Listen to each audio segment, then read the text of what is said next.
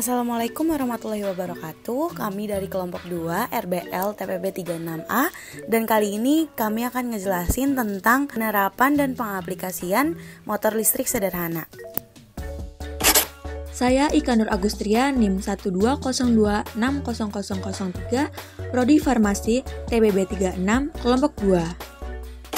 Perkenalkan, nama saya Salsa Humaira Alza, NIM 120260028 dari kelompok 2 RBL, kelas TPB 36, program studi farmasi.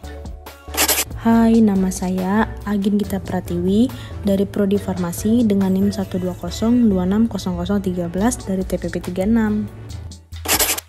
Halo, kenalin nama saya Wimin Agustin, NIM 1202619 dari kelompok 2 RBL TPB 36A. Hai, nama saya Elvira Kristia Maratilah, NIM 120260022 dari Prodi Farmasi TPB 36, kelompok 2. Perkenalkan, nama saya Diva Uli Jamil dengan NIM 120260009 dari Prodi Farmasi TPB 36. Motor listrik adalah alat untuk mengubah energi listrik menjadi energi mekanik. Alat yang berfungsi sebaliknya, mengubah energi mekanik menjadi energi listrik, disebut generator atau dinamo. Motor listrik dapat ditemukan pada peralatan rumah tangga seperti kipas angin, mesin cuci, pompa air, dan penyedot debu. Menurut sumber tegangan yang digunakan, motor listrik dapat dibedakan menjadi dua, yaitu motor listrik AC dan DC. Pada motor listrik, tenaga listrik diubah menjadi tenaga mekanik. Perubahan ini dilakukan dengan mengubah tenaga listrik menjadi magnet yang disebut sebagai elektromagnet. Sebagaimana kita ketahui bahwa kutub-kutub dari magnet yang senama akan tolak-menolak dan kutub-kutub yang tidak senama akan tarik-menarik. Maka, kita dapat memperoleh gerakan jika kita menempatkan sebuah magnet pada sebuah poros yang dapat berputar dan magnet yang lain pada suatu kedudukan yang tetap. Jenis-jenis motor listrik sederhana. Pada dasarnya, motor listrik sederhana terbagi menjadi dua jenis, yaitu motor listrik DC dan motor listrik AC.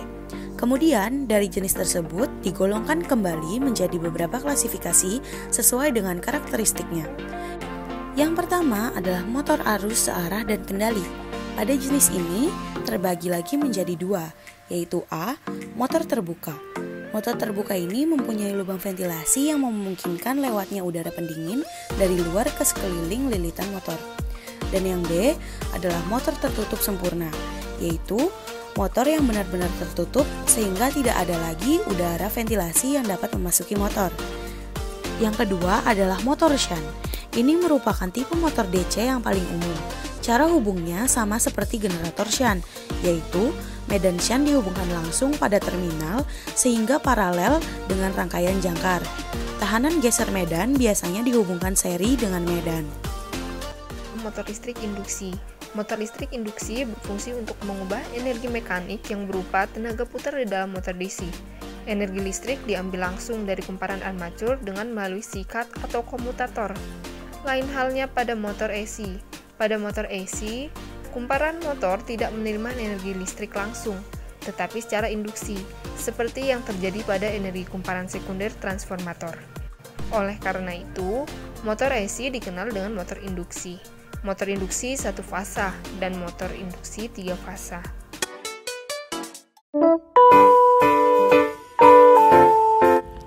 Alat dan bahan yang digunakan: selotip, peniti, gunting, amplas, kawat kumparan, magnet, batu baterai. Selanjutnya, kawat kumparan akan kita buat menjadi dua macam lilitan. Ada yang 6 lilitan dan ada yang 8 lilitan. Selanjutnya, kita akan merangkai peniti dengan batu baterai.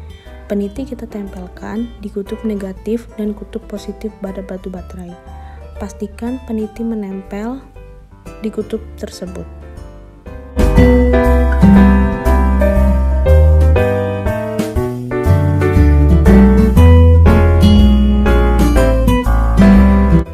Setelah itu, kita amplas bagian ujung kawat kumparan di kedua sisinya.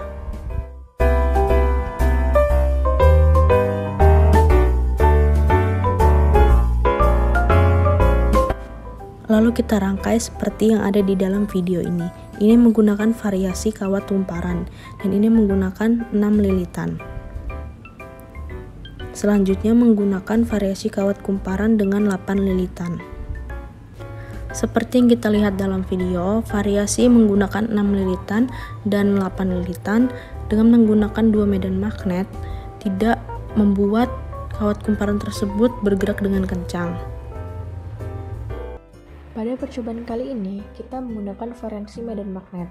Percobaan pertama dengan menggunakan medan magnet berjumlah 1 buah dan parameter berupa batu baterai berjumlah 1 buah dan kawat kumparan dengan jumlah lilitan 6 buah. Bisa dilihat bahwa kecepatan kumparan akan berputar sangat cepat.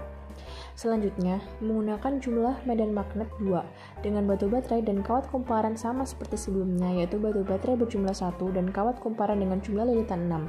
Kecepatan kumparan yang berputar lebih lambat dibandingkan dengan medan magnet yang berjumlah 1.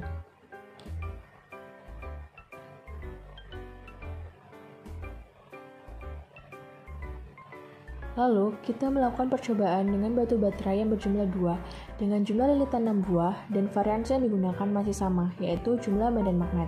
Di sini, kita menggunakan medan magnet yang berjumlah 2 buah dan bisa terlihat bahwa putaran pada kumparan yang dihasilkan berputar tetapi tidak terlalu cepat. Dan yang terakhir adalah kita menggunakan medan magnet berjumlah 1 dan menyebabkan kumparan berputar sangat cepat dibandingkan dengan percobaan menggunakan medan magnet yang berjumlah 1 sebelumnya dengan batu baterai berjumlah 2 dan kumparan sama seperti sebelumnya, yaitu dengan jumlah lilitan 6. Komponen motor listrik ada starter coil, rotor coil, main shaft, brush, bearing, drive pulley, dan motor housing. Prinsip kerja motor listrik, konduktor yang mengalirkan arus mempunyai medan magnet sekelilingnya. Arahnya dapat ditentukan dengan aturan tangan kanan. Kuat medan tergantung pada besarnya arus yang mengalir ke dalam konduktor. Mulanya, arus listrik yang dihasilkan dalam medan magnet akan memberikan gaya. Jika kawat yang membawa arus dibengkokkan menjadi sebuah lingkaran atau loop, maka kedua sisi loop, yaitu pada sudut kanan medan magnet, akan mendapatkan gaya pada arah yang berlawanan. Pada motor DC, kawat yang berada dalam medan magnet, apabila dialiri arus listrik, maka akan menimbulkan gaya yang arahnya tegak lurus dengan arah aliran arus listrik dan arah medan magnet nih teman-teman. Jadi, secara sistematisnya dapat kita tulis dengan F sama dengan IL kali B. Teoritik, besarnya torsi magnetik yang ditimbulkan pada kawat akibat medan arus listrik dan medan magnet adalah sebagai berikut. T sama dengan R kali F. Kumparan pada motor lebih dari 1, maka secara umum besar torsi magnetik untuk kumparan yang terdiri dari N buah lilitan kawat adalah T sama dengan NB IA. Keterangannya yaitu N adalah jumlah lilitan kawat, B adalah medan magnet, I sama dengan arus, A adalah luas permukaan. Nah, itu aja untuk video kami kali ini. Kurang lebihnya mohon maaf. Terima kasih untuk kalian semua yang sudah nonton. Jangan lupa like, komen, dan share video ini ke teman-teman kalian. Wassalamualaikum warahmatullahi wabarakatuh.